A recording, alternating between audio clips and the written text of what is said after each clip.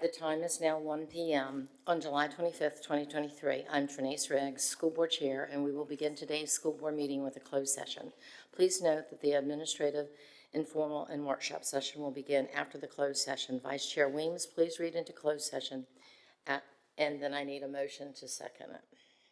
I move that the school board recess into closed session in accordance with the exceptions to open meetings laws set forth in Code of Virginia 2.2-3711, Part A, Paragraph 1, 8, and 29, as amended, to deliberate on the following matters.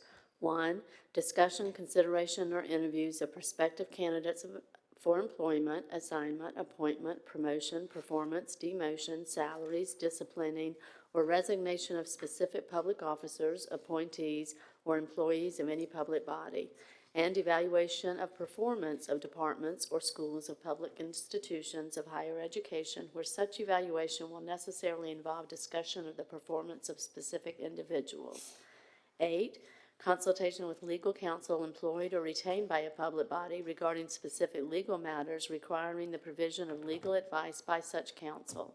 Nothing in this subdivision shall be construed to permit the closure of a meeting merely because an attorney representing the public body is in attendance or is consulted on a matter. 29, discussion of the award of a public contract involving the expenditure of public funds, including interviews of bidders or offerers, and discussion of the terms of scope of such contract, where discussion in an open session would adversely affect the bargaining position or negotiating strategy of the public body, namely to discuss A, superintendent search consulting firm interviews and discussion regarding award of contract and acting superintendent contract. Do I have a motion and a second? That was the motion. That was the motion. A second, Mike? All in favor, please raise your hand. Madam Chair, we have 8 ayes. The motion did pass. I'm sorry, we have 9 ayes. The motion did pass to go into closed. Thank you.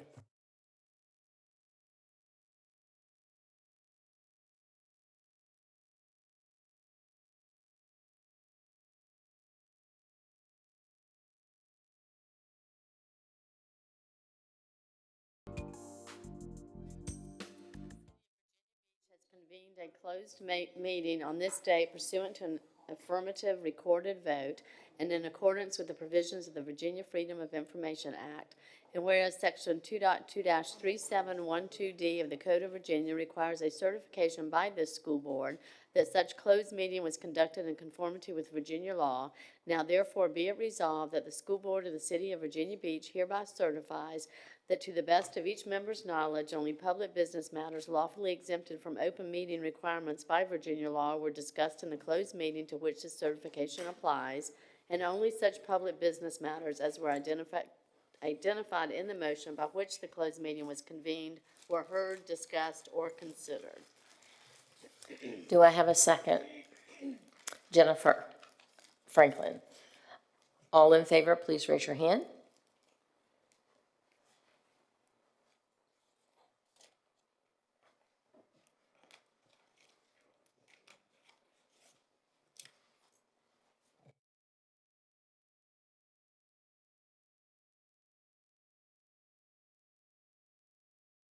Okay, Madam Chair, we have 9 ayes. The motion did pass to certify closed. Thank you. We have a 10-minute break, guys.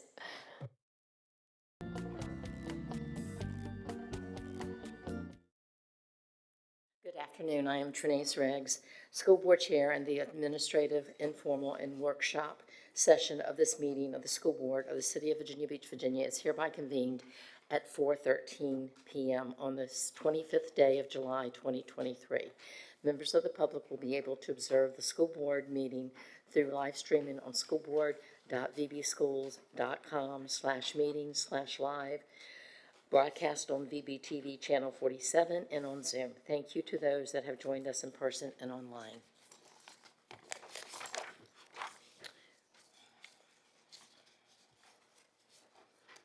Madam Clerk, will you please announce those school board members in attendance?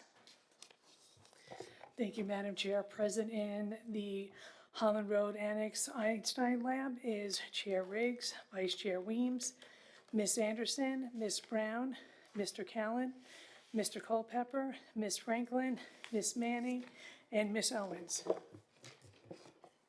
Thank you. The two school board members that are not here will be Zooming in during our regular meeting time.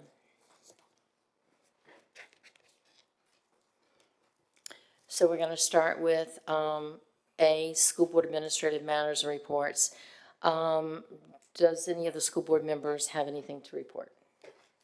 Hey, I just want to make an announcement. Please know that if we are not here, if anyone is absent during one of our meetings and you happen to not be here for our meeting, you're absent, please reach out to our clerk. She will have the information that you might need that you missed at the meeting, and let her know so because she will have any kind of information such as these packets that we had to interview for our interviewees today. So make sure you do that. Thank you. B, dual language immersion update. Welcome, Dr. Kip Rogers, Chief Academic Officer. Oh, and so we're gonna change that. You are obviously not Dr. Kip Rogers. You are Lorena Kelly, Dr. Lorena Kelly. So welcome. All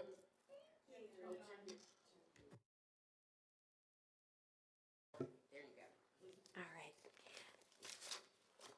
I do have a few cards that our students created at the end of the school year to share specifically with the board. So I'm just going to pass them out so you guys can take a look and keep a few. Okay?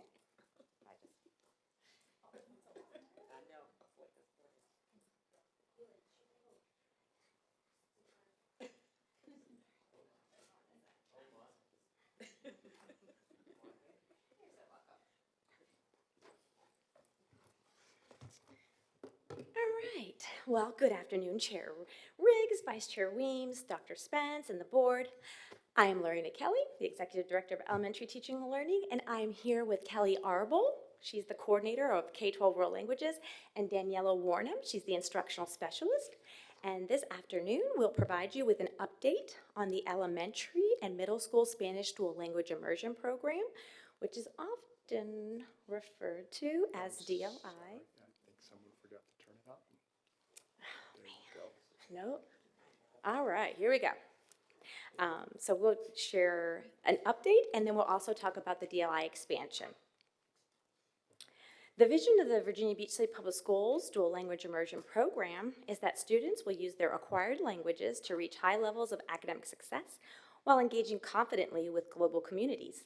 The mission of the program is to provide students with rigorous academic instruction in the target language to develop bilingualism and biliteracy skills and a multicultural perspective, empowering them to engage in our global community.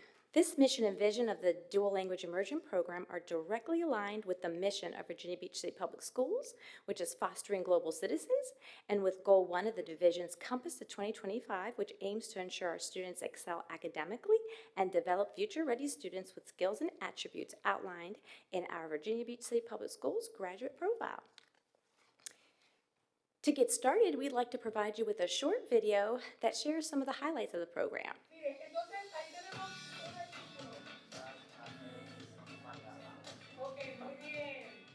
The Dual Language Immersion Program here at Allenton is a 50-50 program where half of the day the students are learning math and science in Spanish, and half of their day they're learning language arts and social studies in English. Me gusta aprender las palabras gigantes porque no sé todas las palabras gigantes.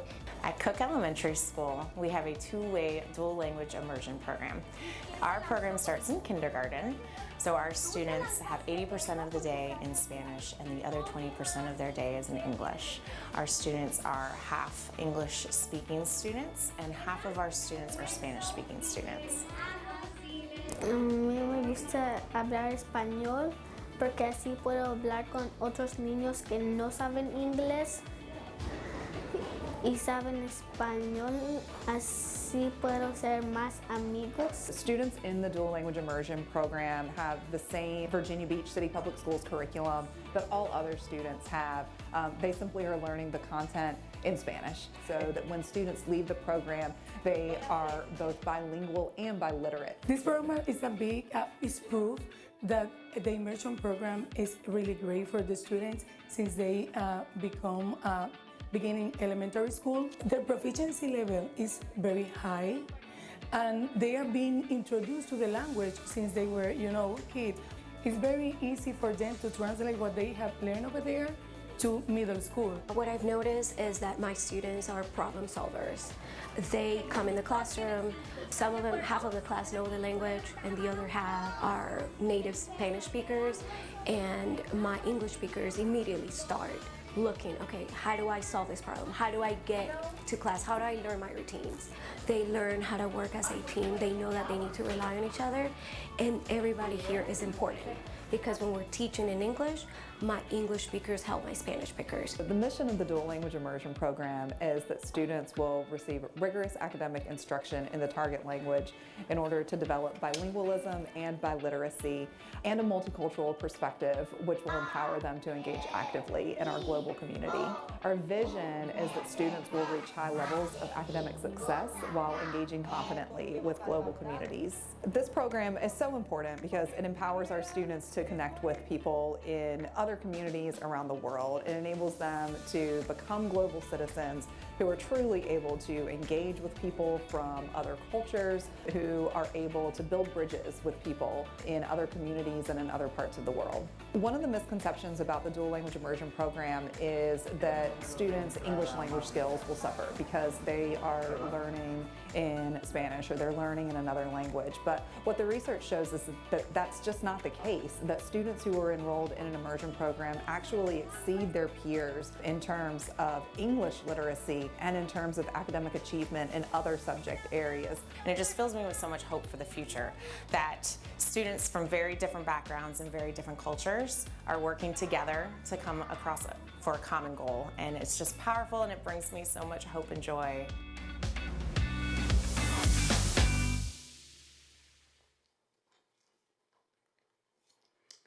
Now that you had the chance to see what the dual language immersion program looks like, we'll talk a little bit about the timeline.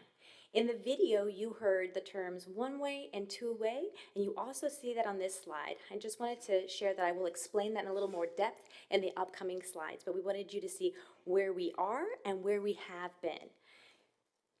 Including the 5 elementary schools and 2 middle schools that currently house our DLI programs, those are shared on the screen right now. We currently have one-way partial immersion programs at Christopher Farms, and that was actually established in 2002, and Allenton and Trentwood, and they were established in 2015 and 2016. Most recently, in 2021 and the 21-22 school year, Bayside and Cook implemented the two-way full immersion programs that begin in kindergarten. And in the upcoming school year, Bayside and Cook will implement grade 2 and will continue to implement a grade level each school year until it's fully implemented in grades K through 5.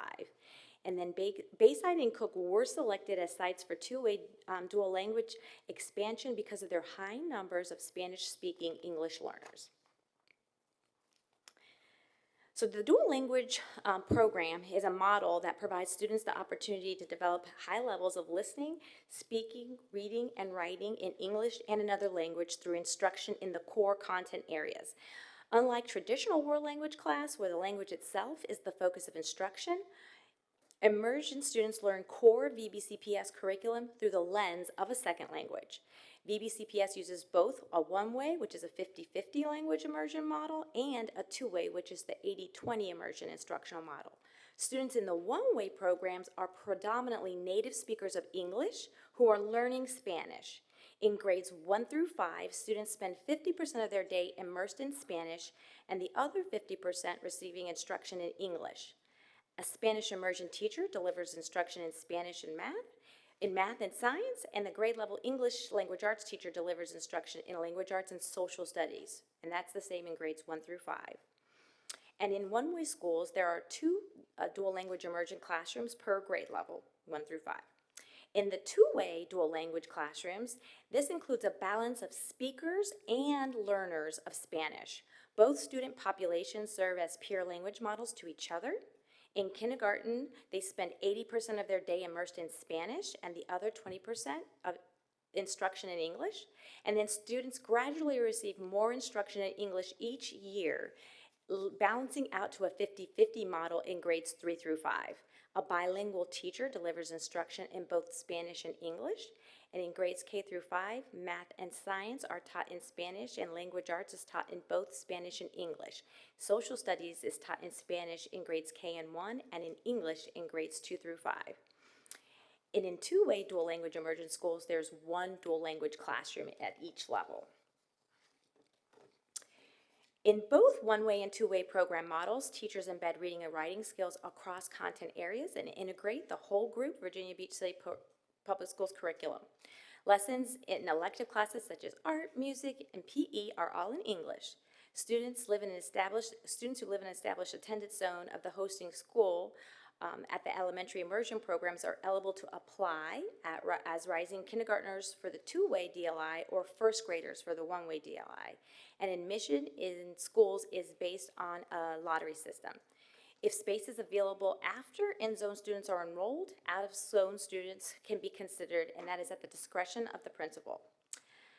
As language learning is sequential, students are not admitted after the first semester of second grade except in special circumstances. Heritage speakers of target language or students transferring from other immersion programs may apply for admissions at any time. Students completing elementary dual language programs may continue their study of Spanish in middle school. Students completing the DLI program at Allenton and Trentwood move up to Great Neck Middle School. Students attending DLI at Christopher Farms go to Lansdowne Middle School. And students receive content-based instruction in Spanish through immersion social studies courses and/or immersion elective courses. They also refine their knowledge of the target language by taking an immersion Spanish world language course for high school credit. Beginning at 6th grade with a level 1 language arts course, students can complete 3 years of high school world language credit by the 8th grade. And by doing so, opens up the opportunity to take additional classes in high school. The past school year, the first group of 8th grade students from Allenton Elementary School completed the program at Great Neck. Most of these students started in the immersion program at Allenton as first graders in 2015. Of the 31 8th graders completing the middle school immersion program, 19 students qualified for the Diploma Seal of Biliteracy, which will be awarded to them at graduation. Next year, the first group of students from Trentwood's dual language program, which started in 2016, will complete the middle school program at Great Neck Middle. While there is not a high school immersion program, students have a pathway for advanced world language study during high school where they may take Spanish levels 4, 5, AP Language, and AP Literature. Students completing the elementary and middle school world language immersion program with a strong GPA are guaranteed acceptance into the Global Studies and World Languages Academy at Tallwood High School. However, students may take all 4 upper-level Spanish courses at any Virginia Beach City Public School. So the dual language program will continue to be expanded to include the middle schools in each feeder pattern. Students in Bayside Elementary dual language program will continue on to Bayside 6th grade campus and then Bayside Middle School, while the students at Cook Elementary School will continue on to Virginia Beach Middle School. In 2021, Virginia Beach City Public School was one of 9 school divisions in the country to be awarded a World Language Advancement and Readiness Program grant through the Department of Defense Education Activity. The $1.6 million in funding will be used over the 5-year grant cycle to support the planned expansion of the DLI program. Program goals include expanding the existing one-way dual language immersion program to include two-way dual language immersion, and as you know, that expansion has already been initiated. And additional program goals including improving Spanish proficiency outcomes and increasing sustained student interest in the study of world languages and cultures in both one-way and two-way programs. In this slide, we just wanted to show what some of the students were saying. I know you're reading some of the cards, but I'll just be quiet for a moment so you can see some of their statements.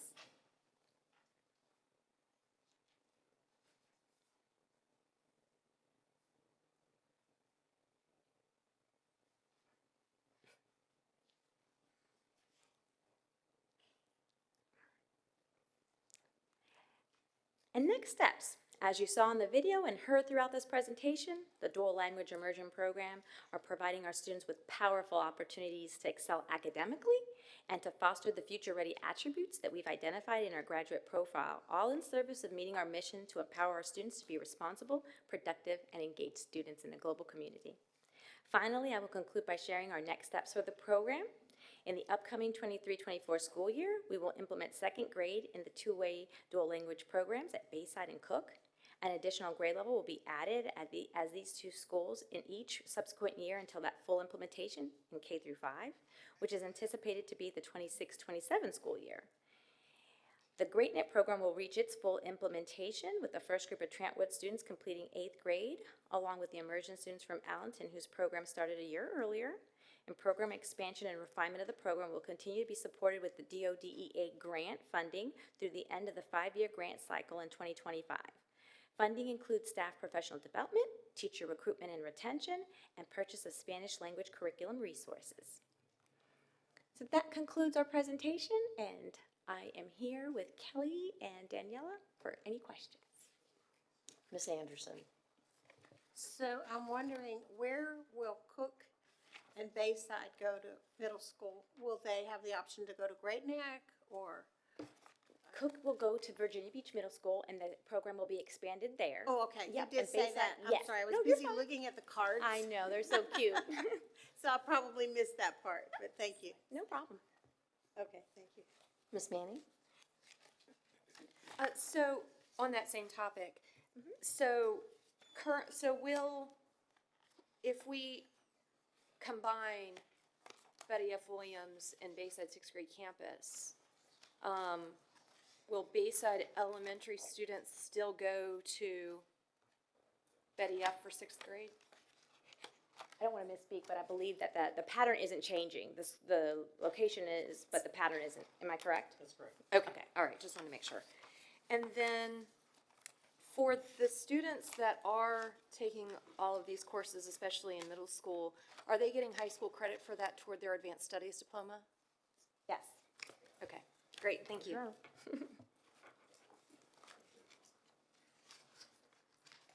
Ms. Weems? Okay, thank you. So we really don't have anything, what I'm hearing at the high school level as far as a feeder pattern. Like, say, the Trantwood and Allenton go to Great Neck Middle, and then they go to Cox, and they can take a few classes, but it's not a consistent, like, Correct. extenuation of the program. Correct. They have the opportunity to apply for the Global Studies and World Languages Academy at Tallwood, or they can continue advanced, any of the advanced courses in any of the high schools. Okay, and with that, okay, so say I'm a 9th grader at Cox, that is, well, I would do what in 9th grade? You could either take level 4 Spanish, 5 Spanish, or AP language, and I want to make sure Kelly is, you can come up here if they want to add anything, and just in case she wants to add anything, but they could take one of those courses. They could continue their Spanish So you and take advanced 4 or courses. 5, but how far does it go? I believe that AP language and AP literature is where it ends. I don't think there's anything further than that. Mm-mm. Okay. But they could do dual enroll? No? Okay. But there's enough for 4 years. Okay, so there is something for each year.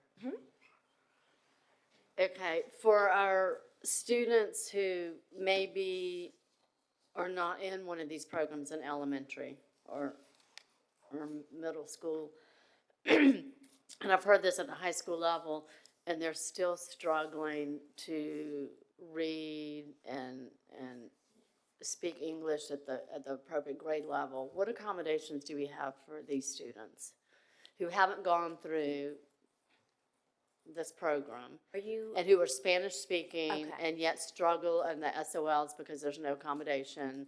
They struggle with in a regular class because there's no accommodations. What are the accommodations at the high school level for these kids? I believe you're speaking about English second language students, yeah. English language learners. I mean, that's completely different, I know, but for kids that aren't in this program, Is that just a different conversation and we can No, talk I- later?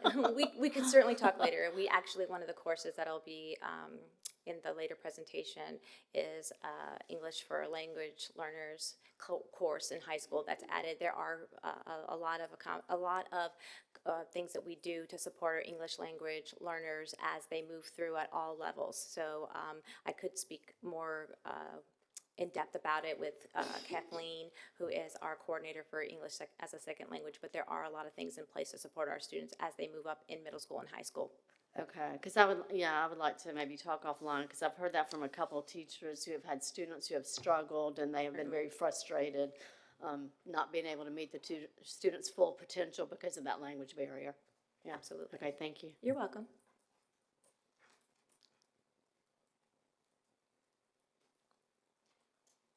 Okay, seeing no others, thank you very much. Thank you.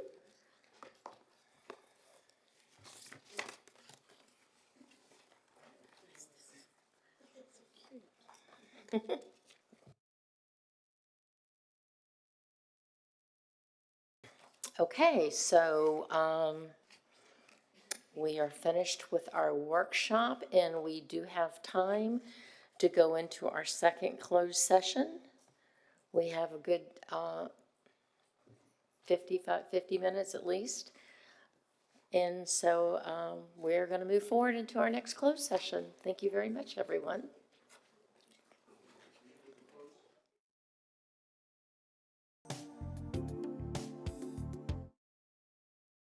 On for closed session. It is my belief that it is appropriate for you to consult with legal counsel when there are issues involving liability or potential discrepancies between an act that you've already enacted, the resolution, versus a current law that you are required to be in compliance with. So for me to provide you legal advice about that, it's appropriate for me to go into closed session rather than to do that into open session.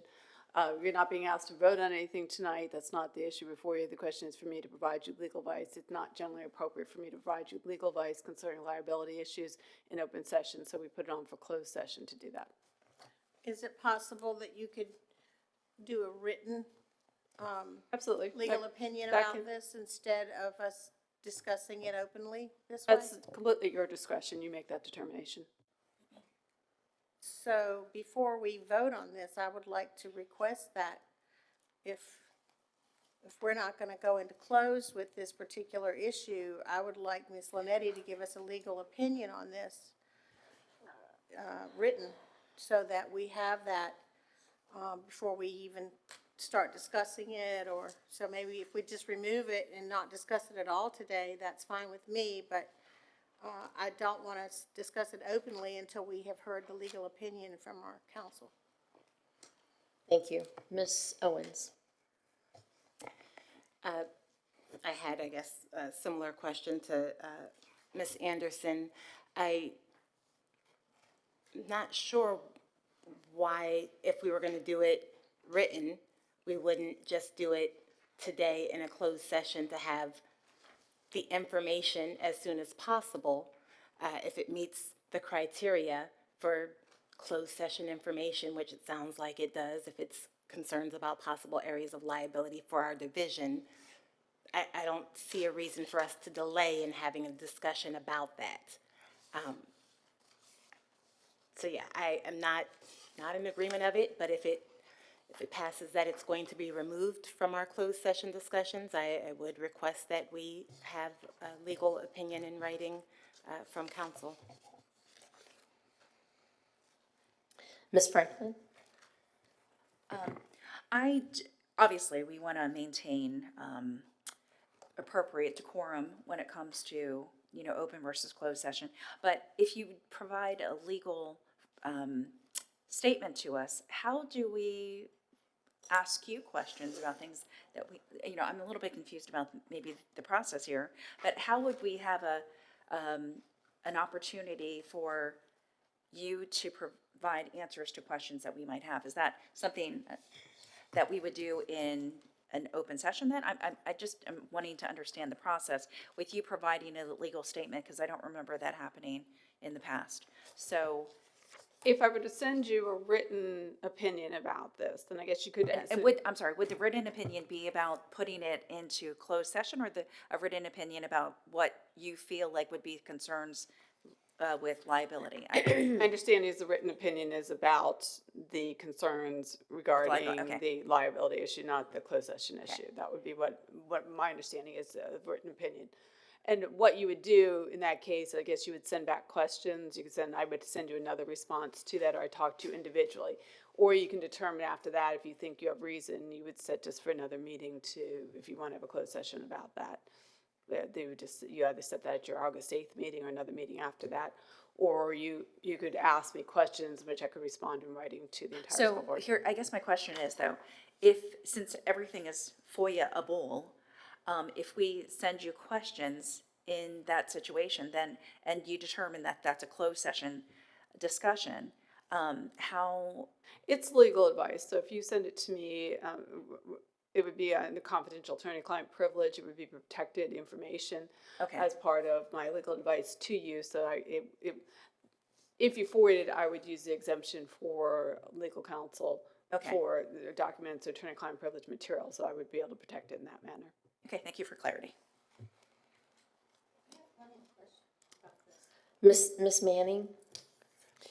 So I sent the board a lengthy email on my views on this topic. I've done a lot of research, including researching Attorney General opinions, case law.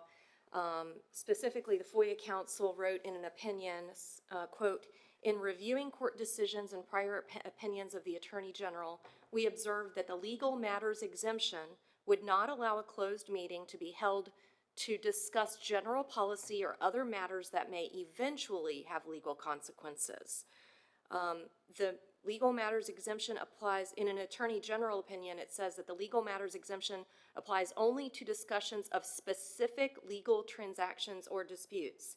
And they further go on to clarify that they have to be, you have to have a known party that's commenced a case against you. And there are other cases that I've referenced in this email to you. I thoroughly believe that this needs to be an open session because it is not permitted under FOIA laws to be in closed meeting, and we need to be transparent with the public on this topic. We discuss all kinds of legal matters. When the transgender resolution was presented, when the book policy was presented, Ms. Linetti was at the dais answering legal questions, specifically saying, yeah, we might be sued for this, we might be and so I don't understand why all of a sudden you want to put this in closed session now. So for those reasons, I don't support going into closed session for that. Ms. Brown?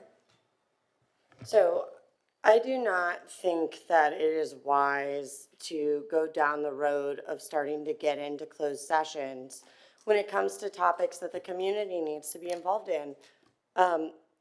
We've had a lot of comment on this. We've had a lot of debate on this.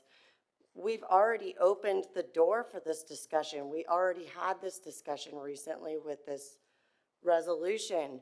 This discussion has been occurring. The legal discussion surrounding this has been occurring.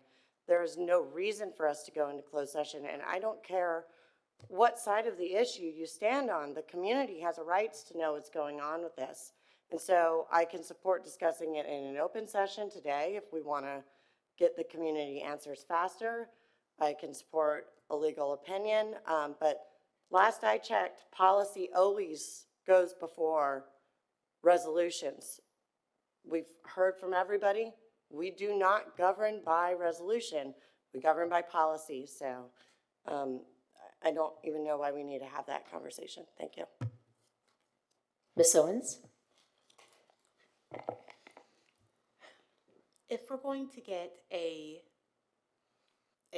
briefing, a legal write-up from our attorney providing attorney privileged information, it doesn't make sense to me for us to all ask questions in regards to that possible liability information individually, where other people aren't getting the same answers at the same time and hearing the same questions that they may have or may not have realized that they had. I'll leave it at that. Ms. Anderson? So I know that said that this was just sent out to us today, that what we're voting on actually eliminating, I can't find that anywhere in, and I'm on the computer, I'm looking at an The agenda updated was agenda. updated around noon. I'm sorry. The agenda package was updated around noon. The cover sheet is where we put it on. So, but I'm looking at the agenda packet that's in. Are you looking currently. at 17? Agenda, it's the last item. Okay, well, I'll look again. Check your email, she says.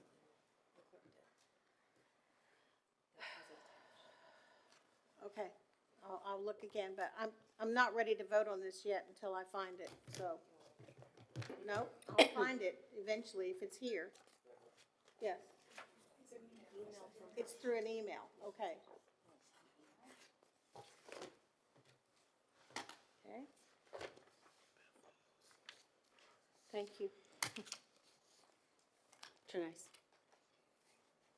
Ms. Weems?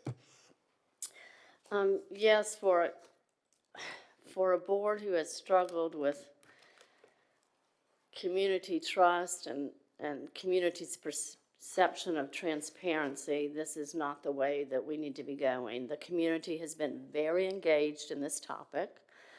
We have been discussing it since September. We have asked many, many, many legal questions from the dais concerning the book policy, the resolution, when we talked about the discriminatory policy in 2016, when we talked about it again in 2021, when we voted for the resolution 2 weeks ago, it did not require a closed session. We need to be transparent. We need to let the public hear our conversation. We have nothing to hide. Ms. Manning read, the spirit of FOIA is not just to claim that there's a legality for every subject matter, because if we go there, we will be talking behind closed doors for every single subject there is, because there are legality implications to everything in today's society. So again, I asked, I'll be glad to discuss it publicly anytime, or get a written opinion if some have specific questions, but my desire is to let the community hear what we discuss, to be totally transparent, and to have open dialogue. There is no need to have this in closed session. Anyone else? Ms. Franklin? I would just like to hear a final thought from our legal counsel about the comments made by the board members tonight, and your analysis of all of what was said. So, I do have reason to believe that you need to know what your potential liability issues are and choices what the consequences are. If you ask me to provide you legal advice in public, you will not be able to protect it through attorney-client privilege, which means it's open. And so any advice or decision you have to make I would not be able to keep that information confidential. However, I can put in a written decision. It is your decision when you go into closed session. FOIA offers you different exemptions that you can use. You never have to go into closed session if you don't want to. It's a choice you make, just like release of documents is generally a choice that you make unless another law prevents it under FOIA. So FOIA is permissible for things that can either be exempted from release as a document, or you don't have to go into closed session, but you have the ability to go into closed session. What you would be losing would be the ability to prevent attorney-client privilege information or discussions about them. That's your choice to make. And you get to make that choice. I offer you the opportunity because I do believe the issues presented are something you can discuss with legal counsel if you want to go back and forth as to what the consequences are, what the liability is for you. Certainly I can put that in writing also for you, but it's your choice. This is your decision as to how you want the information provided to you.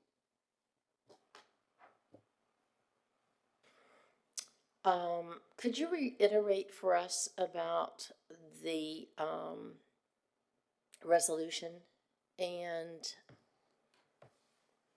what would happen with that? If you understand, if the question is on a resolution, there's something you're back and forth about you don't govern by resolution. You act by resolution. You do it all the time. You have what you're talking about, some of the stuff you're talking about, where you're talking about Women's History Month, that kind of stuff, you don't. But other things you do by resolution, we do this all the time. We write when we're buying property, we're selling things, you're signing resolution. That is an act of the board. So you did a resolution, which actually is signed on June 13th. That is the question I've had, is the impact of what that resolution is upon what you are now being required to do as of July 19th by the Virginia Department of Education. That was the issue at stake here. And of course, it's a new issue relevant to that. They came up with VHSL yesterday, we would have to discuss. Now, it certainly can provide in a written opinion. There are many ways I can provide you that opinion on there, but that is what I believe to be the issue that we're going to closed session. It's not a matter of let's compare what policy, the writing of policies, because we're not at policy writing or anything at this point. I don't know what you're going to do about that. And this was, when you were asking me questions during the transgender, I told you this, we would have to look at it when this came up. When we finally saw those model guidelines come out, I only knew what they looked like from 2002. Once, if you pass the resolution, and I said this repeatedly, we're going to have to have a discussion then about the effect of whatever you pass with a resolution upon what now comes out as model guidelines. So what you're saying is, you can give us a legal opinion and it is legal confidential, but it's still written. It still can be shared with other people, whether you say confidential or not, which we have found things are being shared. Well, written attorney-client privilege, it's just like anything I say to you. It's your choice when you release it. Once you release it, though, you lose the protection of attorney-client privilege. Whether that's a verbal opinion or whether that's a written opinion, it's the same effect. Right. Well, I personally think that your legal advice to let us know what would be liable for tonight, we'd want to know. Speaking, I have no problem going out and telling everybody what we talked about, but I think we do need to find out what we will be liable for. And that's why I asked you to do this. Thank you. Ms. Franklin. The problem is, though, if we go into closed and people decide to still share it, then you're saying that that's still that withdraws our legal standing in order to be able to protect ourselves. Is that so? Even if we go into closed session right now, or even if you provide a written statement, if it's shared to the public, then that still takes away our ability to defend ourselves. I just want to get clarity on that. You potentially release the attorney-client privilege, the protection and the confidentiality involved in a legal opinion. If one of you releases it, you potentially lose the ability to protect that information because you did not maintain the confidentiality of that. The question then comes down to is, on behalf of the board, were you acting? It's a little more complicated question, but again, that's the same thing, verbal or written, either way. And if you're more comfortable with a written opinion, we can do that and decide what you want to do afterwards. It's going to have the same effect whether it's written or verbal. So either way, we're going to be liable. We're going to have people speaking to us tonight about it because there are people that expect us and they've said this. So tonight you're going to vote on the governor's policies. No, we're not. But they're expecting us to do that and discuss that. I think we need to know what we're looking at and how closely our policy and our resolution is that we have right now is aligned to what the governor has come out with. That is the advice that I had reached out to and that our administration asked to get the advice of our legal counsel. I felt it was a closed session topic because then we could ask all the questions we want. We want to ask these same questions out on the dais, that's fine. But I would like to know because we've got people that are answering emails and putting information out on social media that I'm not sure is completely right. I would like to get our legal counsel's professional advice on this. Thank you. And I will say another choice would be, you've got a number of things on closed session. We can take care of those other issues. You can wait till you hear what you're going to hear tonight from speakers, which I'm assuming has a lot to do with this model policy, and then make a decision later on if you think you need to go into closed session or you want a written again, you're at 5 o'clock now. We're not going to get everything you need to get in closed session. So you could hold off and decide later on tonight if you want to do that, based on what you're hearing. And we continue to add things to our closed sessions and our meetings each time we meet. And people are continuously complaining about the amount of time we are spending in our school board meetings and how late we are making major decisions in early hours of the morning. The sooner we find out about this information, the better off we are.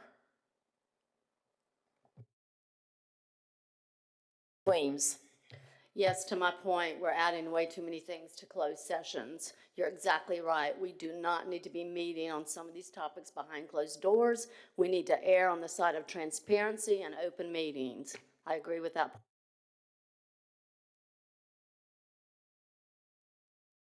Okay, we have enough discussion. I will call for a vote on the, Can you clarify what we're voting on? yeah, please clarify that for us, Ms. Weems. We're voting to go in closed, in a closed meeting without item E. So the motion before you is to go into close and discuss A, B, C, D, but do not discuss item E, which is the consultation with legal counsel concerning compliance with VDEOE model policies 2023 and school board's resolution affirmation of commitment to non-discrimination and anti-harassment of LGBTQ and youth and adults in the VBCPS educational environment. So that last item, I'm asking to strike from this motion for a closed session. Okay, all that's in favor of the amendment to the closed session agenda, please raise your hand.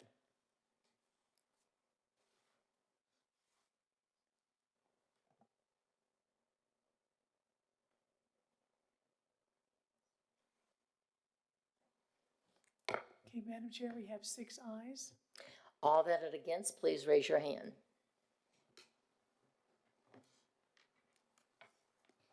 And we have 3 nays, so the amendment to the motion to go into close did pass. Thank you. Okay, do we have any other, do we want to go ahead and start on with the next? Yeah, I think we can get through it. Now, I think she does have to. Yeah, we got to read out. She has to read into close. I understand, but I just wanted to let everybody know. Please read into closed session, Vice Chair.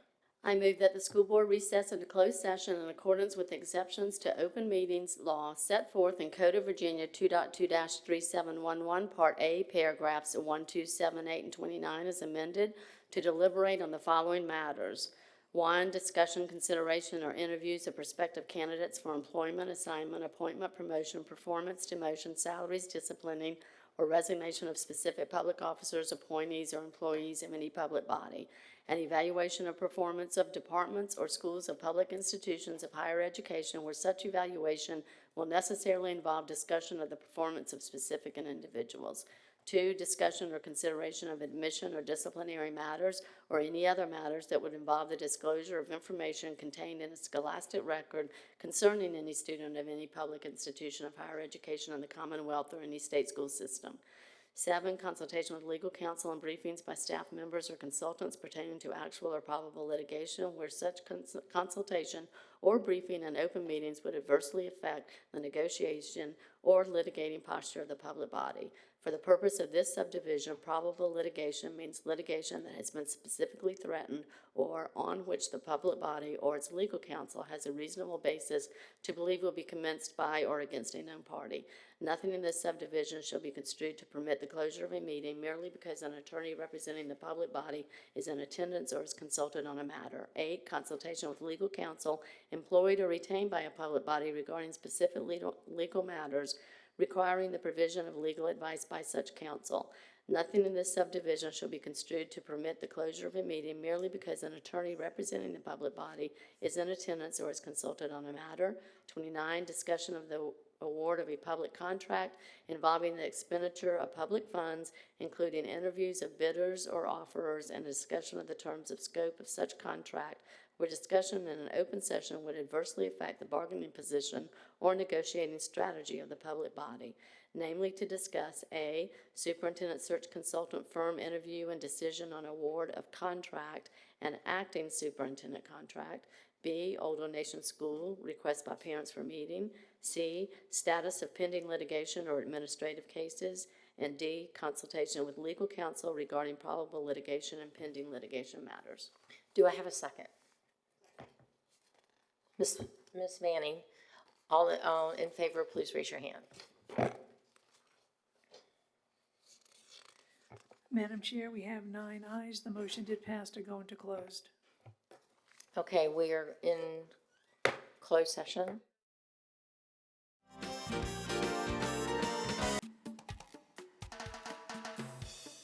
Has convened a closed meeting on the date pursuant to an affirmative recorded vote and in accordance with the provisions of the Virginia Freedom Information Act, and whereas Section 2.2-3712D of the Code of Virginia requires a certification by this school board that such closed meeting was conducted in conformity with Virginia law, now therefore be it resolved that the school board of the City of Virginia Beach hereby certifies that to the best of each member's knowledge, only public business matters lawfully exempted from open meeting requirements by Virginia law were discussed in the closed meeting to which this certification applies, and only such public business matters as were identified in the motion by which the closed meeting was convened were heard, discussed, or considered. Seconded by Bev Anderson. All in favor, please raise your hand. Madam Chair, we have 9 ayes. The motion did pass for certification of closed. Okay, we're out of closed and we now have recess. We'll meet back.